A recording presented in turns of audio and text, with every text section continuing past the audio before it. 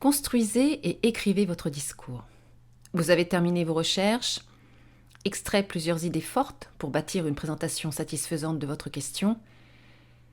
Il vous faut maintenant les organiser en une argumentation solide que vous devrez maîtriser sur le bout des doigts le jour J pour la présentation de votre question.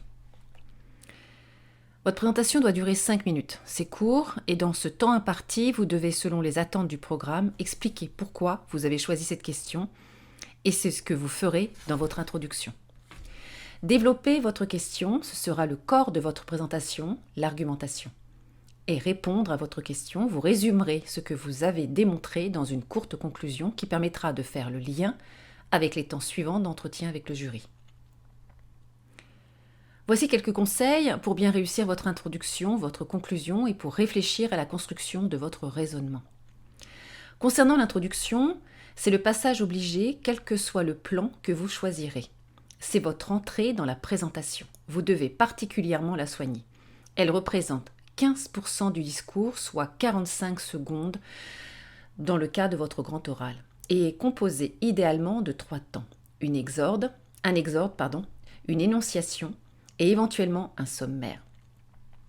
L'exorde, qu'est-ce que c'est ? C'est la mise en bouche, les premiers mots prononcés. Il doit envoyer un signal d'écoute à votre jury.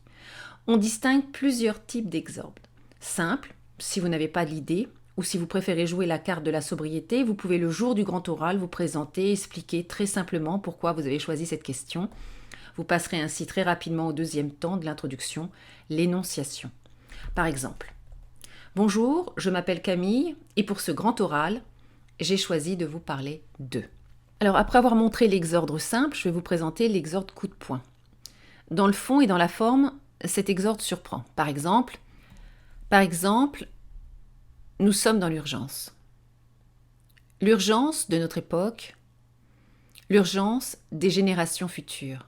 Madame, monsieur, je vais bien sûr vous parler de l'urgence climatique. Passons maintenant à l'énonciation. Elle consiste à expliquer de façon très claire la question que vous allez traiter et pourquoi vous l'avez choisie. A priori, c'est simple, mais c'est primordial. Si vous bâclez cette étape, le jury risque de perdre très rapidement le fil de votre présentation.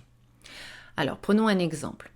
En cours, en étudiant tel ou tel sujet, en entendant parler d'eux, de telles choses dans l'actualité, j'ai constaté que… Cela m'a intéressé car cela faisait écho à mon orientation, ma situation personnelle, ma passion et un questionnement que j'avais eu auparavant. C'est pourquoi je suis ravie de vous présenter ma question qui est…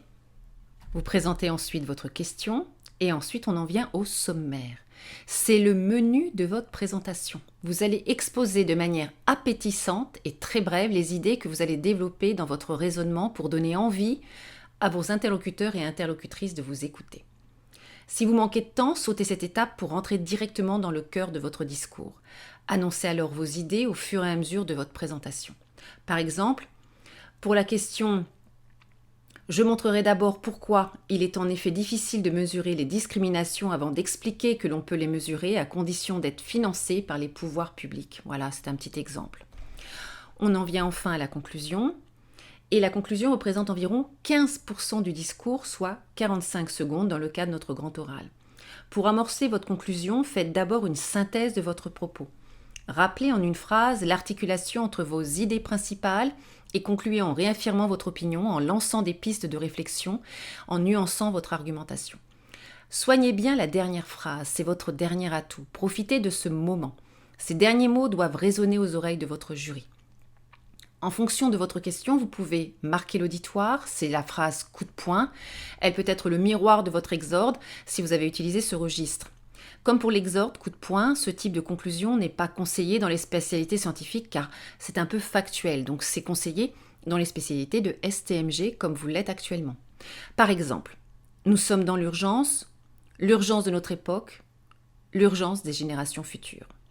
Ensuite, vous faites une ouverture. Vous proposez une piste d'approfondissement, posez une ou plusieurs nouvelles questions qui est liée ou qui sont liées à un autre angle de votre sujet ou à l'un de ses échos dans l'actualité par exemple.